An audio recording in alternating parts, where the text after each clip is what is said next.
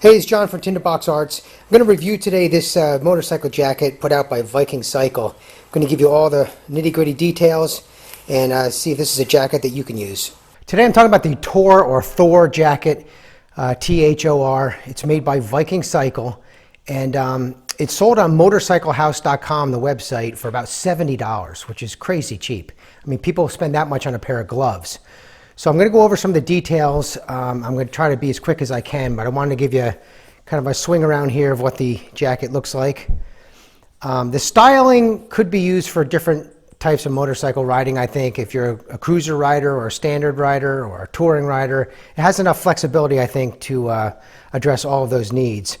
The purpose for this, I think, is mostly cooler weather. I think the sweet spot as far as temperature would be maybe 50 to 60 degrees Fahrenheit. You could probably stretch it to 70 degrees because it does have some venting, I'll show you.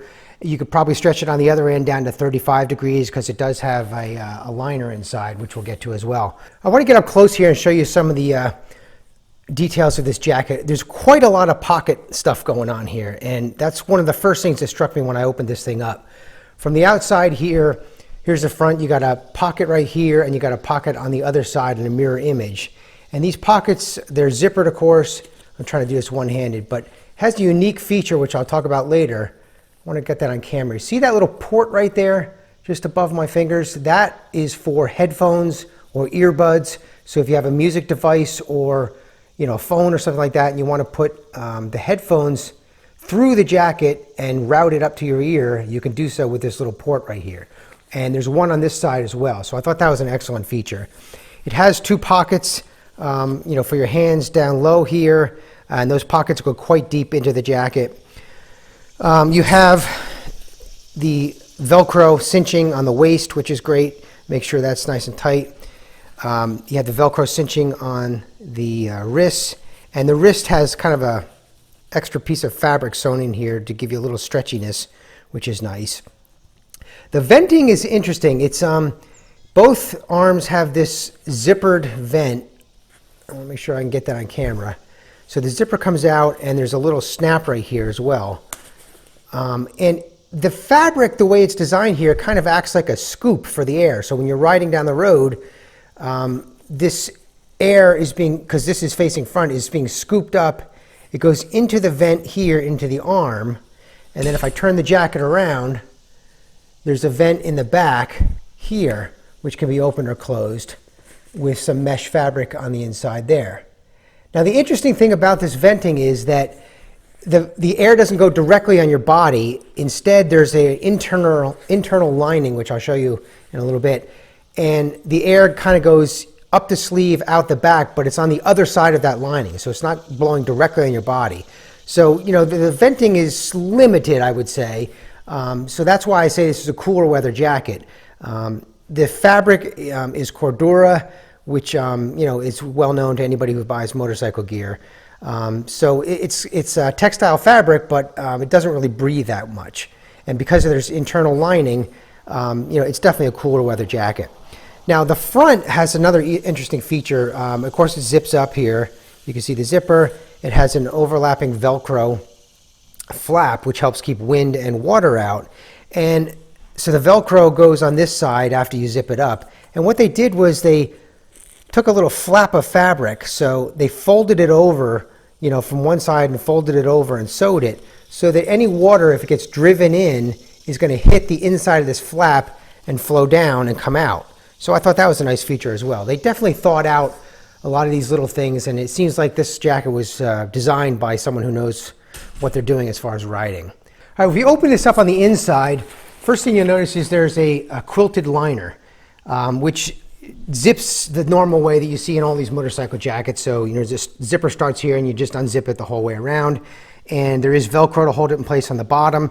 The sleeves, there's like a little loop, I'll show you in a second, that snaps in place. So these sleeves are not going to come out, but it is a full liner. So it's not just a vest, it goes into the sleeves itself. And it's not going to come out once it's installed, but taking it out is not really a big deal. It takes just a minute. Again, with the pockets, there's an awful lot going on here. Now on this side, there's a zipper pocket here, which goes quite deep into the jacket, which is nice. You have a pouch here, which is about this big, and a smaller pouch up here. So again, for a phone or a music device, it'd be very easy to stick right in there. And then on the opposite side, you have a mirror image. So again, you have another full zippered pocket here, another pouch here, and another pouch here. So there's quite a lot going on. And then in the liner itself, see if I can get this on camera, there's another big zippered pocket that takes this whole space here, which is great because a lot of times these liners cover up a pocket that's sewn into the jacket itself. But in this case, you have access to a pocket here, a liner pocket, so that's 3 zippered pockets and 4 pouches. Now when I take the liner out, you can see it's pretty well made, and the sleeves, like I said, take up quite a bit of space. Actually, this is one thing I noticed is the sleeves of the jacket itself are not super big, so when you have this insulated liner installed, it does take up a little bit of room, and if you have big arms, that may be a problem. The way it attaches inside the arm is this little loop which has snaps, so when you take your arm out, your hand is not going to take the inside sleeve with it. This is going to stay put. So I think the liner is done very well, and I have no issues at all with that. Now looking back on the inside of the jacket with the liner out, you can see there's yet another pocket here on the inside, which is quite big. I mean, you can stick a lot of stuff in there. It's even got a little bit of padding to it. And so no matter what, with the liner in or the liner out, you're going to have 3 zippered pockets and 4 pouches at your disposal. Now looking at some of the other features inside, of course you have the little zippered thing here for the pants. I don't actually know anybody who's ever used this, but all the jackets seem to have it. For armor, you have a spine protection here. You can kind of see the outline, which takes up a lot of the jacket. And there is a Velcro flap here, so if you want to take this out, you can. There is shoulder armor and there is elbow armor, both of which can come out. Again, there's a Velcro flap. The armor, I did not see that it was CE rated, but I looked it over in detail and I don't see any issues as far as construction of that. And keep in mind too that this has kind of double protection, because even though you have internal armor, you also have these pads on the outside, which I guess are there for aesthetic reason, but it also offers some function because these are about 1/4 inch thick and there is an actual pad there. So in effect, you have double protection. Same thing with the spine. You have this padded area here, which does stick proud of the jacket. So there is quite a lot of protection, and I think that extra, I mean, this may wear off in a bad crash, but then you'd have the armor underneath. So I think this would offer a lot of protection in a crash, and that padding certainly can't hurt. I'm going to show you up close shortly, but there is a way to route cables from your music device or your phone from the pocket on the outside or the inside here, and there's a way to route the cables through the collar. I'm going to give you a close-up of that. All right, here's a close-up of, I have this thing on the floor so I can show you, a close-up of the cable routing that I'm talking about. So the pouches are here on one side, and this is a mirror image on the other side. And of course you have that port from the outside as well. And if you look closely here, they have these little tubes which have a slot so you can slide a cable in. There's another one right here. So it has a way to route the cable through these tubes, and then when it comes up to the collar, again, there's a little area right here to route a cable, but this flap is closed by Velcro, and you could run the cable through the collar, like on the other side of your neck or to your other ear, and then this flips down and Velcros in place to protect the wire on your neck. So I thought that was very well thought out as well. So there is a way to route your cables and be comfortable about it. As far as fit, this seems to fit true to size. I'm wearing a small. I'm 5'5", about 140 pounds, and this fits just right. If you had especially big arms, hope I'm not covering my microphone there, sorry. If you have especially big arms or a little bit of a belly or something like that, you might want to go up a size. There is enough room underneath to wear a sweatshirt or something like that.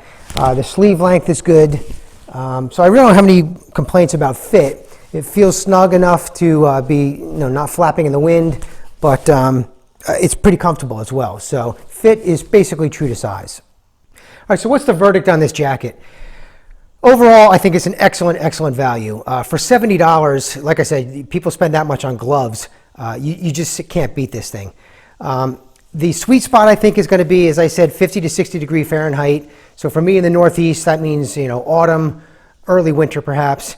You can go up to 70 probably if you have the venting open and the liner out, especially if you're on a longer ride. Once you get to 30 or 40 minutes, it starts to get cooler from the wind, especially if you're on the highway actually. And you can go down to probably mid 30s if you pushed it a little bit, but that's probably the range it's going to be in. As far as comfort, no problems there. Construction, I did look closely at the stitching and at the seams. Everything looks good. The style, maybe you like it, maybe you don't. I should have mentioned, I didn't. There is reflective piping here, so that is a measure of safety.